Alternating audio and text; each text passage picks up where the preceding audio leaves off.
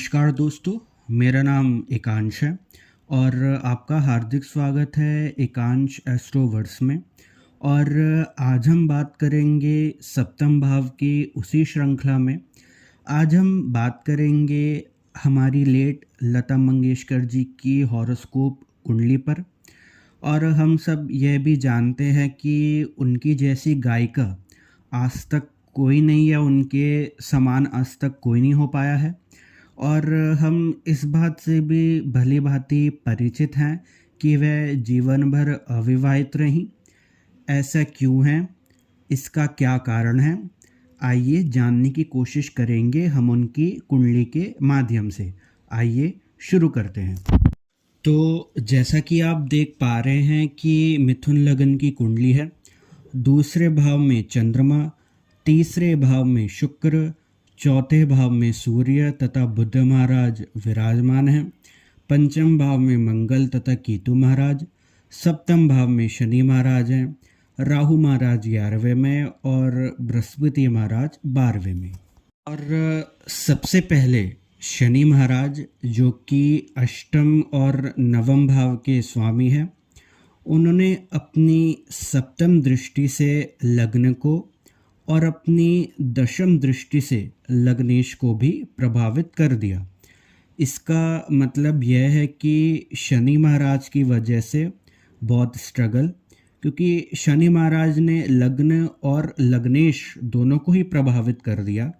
तो शनि के कारकत्व ही हैं मेहनत, तो इसलिए जीवन में बहुत मेहनत और बाधाओं का सामना करने के पश्चात, क्योंकि अष्टम भाव के स्वामी भी है शनि, और शून्य से आपकी शुरुआत करके बहुत बड़ा मुकाम पाना, क्योंकि शनि नवम भाव के भी स्वामी हैं। तो इस वजह से हम निष्कर्ष या कंक्लूजन निकाल सकते हैं कि पूरे जीवन स्ट्रगल रहा। तो इस वजह से आप पर्सनल लाइफ के लिए भी समय नहीं निकाल पाते, ऐसा हम कह सकते हैं। और दूसरी बात यह है कि सप्तम भाव के स्वामी जो कि बृहस्पति महाराज हैं, वह अपने से छठे गए हैं, क्योंकि अगर आप सप्तम भाव पे उंगली रखें तो वह अपने से छठे गए हैं, लग्न से 12वें गए हैं और सप्तम भाव से छठे गए हैं। तो और ऊपर से वह अपनी शत्रु राशि में विराजमान हैं। और मंगल महाराज पर आप दृष्टि डालें, जो कि छठे भाव के स्वामी हैं, वह भी सप्तमेश को देख रहे हैं। तो इसका मतलब हम यह कह सकते हैं कि मैरिज का कोई स्पेसिफिक रोल या कोई स्पेशल रोल इनके लाइफ में नहीं दिखता। और यह योग जो बना वह कष्ट की तरह ही आपको जीवन भर लग सकता है, क्योंकि एक षडाष्टक का योग लग्न से और छठे भाव से बन रहा है। और एक और बात यह भी है कि सप्तमेश जो कि बृहस्पति महाराज हुए ना, उनका कुंडली के किसी केंद्र से ना ही किसी त्रिकोण से भी संबंध बन रहा हो, यह हमें नहीं दिखाई दे रहा। तो हम यह कह सकते हैं कि मैरिज का कोई फ्रूटफुल रिजल्ट इस पत्रिका में हमको नहीं दिखता। और अगर आप लग्नेश को देखें तो वह चौथे भाव में गए हैं। लग्नेश जो आपके बुध महाराज हैं, वह अपने से चौथे गए हैं, उच्च के बैठे हैं, पर सूर्य के साथ और उससे अस्त हैं। सूर्य, क्योंकि अगर आप इस कुंडली के अनुसार देखें तो तृतीय भाव के स्वामी हुए, जो कि मेहनत और पराक्रम दिखाते हैं, तृतीय भाव, और सूर्य महाराज उसके कारक भी हैं। तो उन्होंने लग्नेश को अस्त कर दिया। इसका मतलब कि स्ट्रगल और मेहनत और जिम्मेदारी को निभाते निभाते आपका जीवन काल बीत गया। तो पर्सनल लाइफ या मैरिज का सोचने के लिए भी समय नहीं मिला, हम ऐसा कह सकते हैं। पर उच्च का लग्नेश का उच्च होने का मतलब हम यह भी कह सकते हैं कि आप सब परेशानियों और चुनौतियों को आपने अच्छे से पार किया और अपनी जिम्मेदारियों पर आप खरे उतरे। मैं फिर से बता दूं कि अगर आप देखें कि बुद्ध महाराज लगन से चौथे गए हैं, वो भी उच्च होके, पर सूर्य के साथ विराजमान है जो कि तृतीय भाव के स्वामी है। तृतीय भाव आपको आपकी मेहनत और पराक्रम को दर्शाता है। सूर्य का वाह होना हम कह सकते हैं कि जीवन भर आपने मेहनत करी और मेहनत करके अच्छा मुकाम पाया, अच्छा रिजल्ट आपने निकाला। पर जो दो कठोर ग्रह हैं जो कि हम सूर्य कह सकते हैं और शनि की दृष्टि भी है, तो शनि आपको नवम भाव का स्वामी आपकी जिम्मेदारियों को भी दर्शाता है।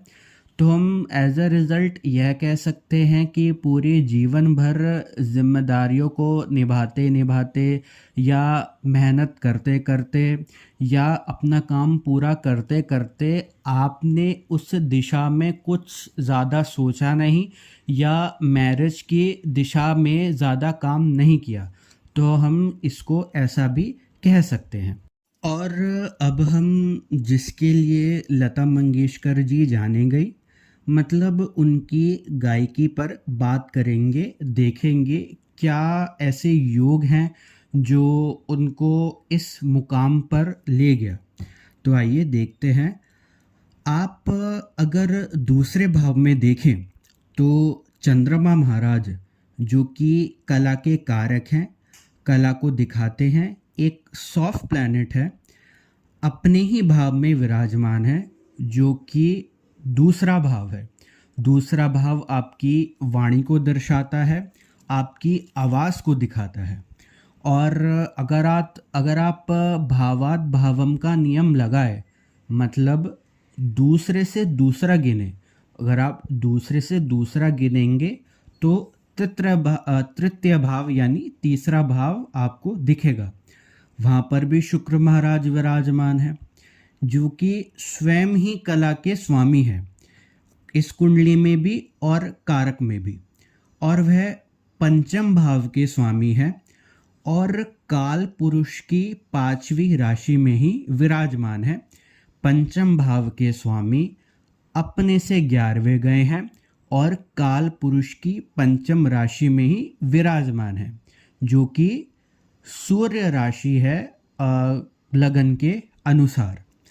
तो आप ये कह सकते हैं कि 11वें जाके और पंचम भाव के स्वामी होके पंचम राशि में विराजमान होके, मतलब आपकी गायकी ने आपको नेम एंड फेम दिलाया और गायकी की ही वजह से आप दुनिया भर में जानी गई। और आखिरी बात, अगर आप ध्यान से देखें कि काल पुरुष की दूसरी राशि में बृहस्पति महाराज विराजमान है जो कि एक गुरु की राशि में गुरु का होना, और बृहस्पति महाराज अपनी पंचम दृष्टि से लग्नेश को देख रहे हैं।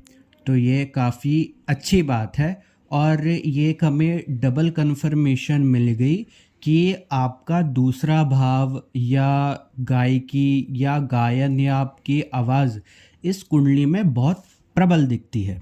तो आज हमने देखा कि इतनी अच्छी कुंडली होने के बावजूद, लग्नेश के उच्च होने के बावजूद, लता मंगेशकर जी पूरे जीवन विवाह नहीं कर पाई। एक अच्छी कुंडली के होने के बावजूद विवाह के सुख से वह वंचित रहीं।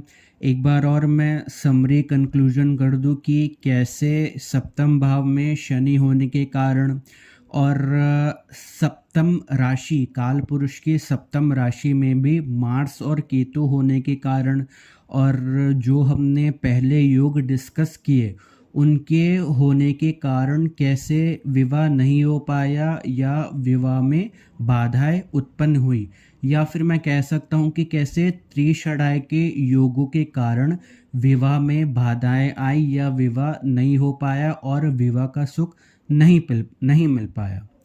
तो आज की वीडियो में बस इतना ही।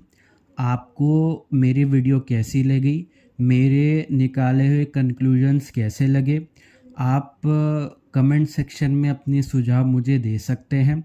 और अगर आपको वीडियो अच्छी लगी तो आप लाइक करिएगा, शेयर करिएगा, सब्सक्राइब करिएगा।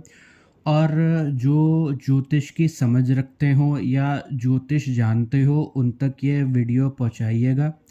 और अगर आप मुझसे पर्सनली कंसल्टेशन लेना चाहते हैं तो नीचे दिए हुए मेल आईडी पर मुझे मेल कर सकते हैं ekanshastrowords@gmail.com, या मेरे व्हाट्सएप नंबर पर मुझे व्हाट्सएप कर सकते हैं 8802601333। तो आज की वीडियो के लिए बस इतना ही। Thank you so much.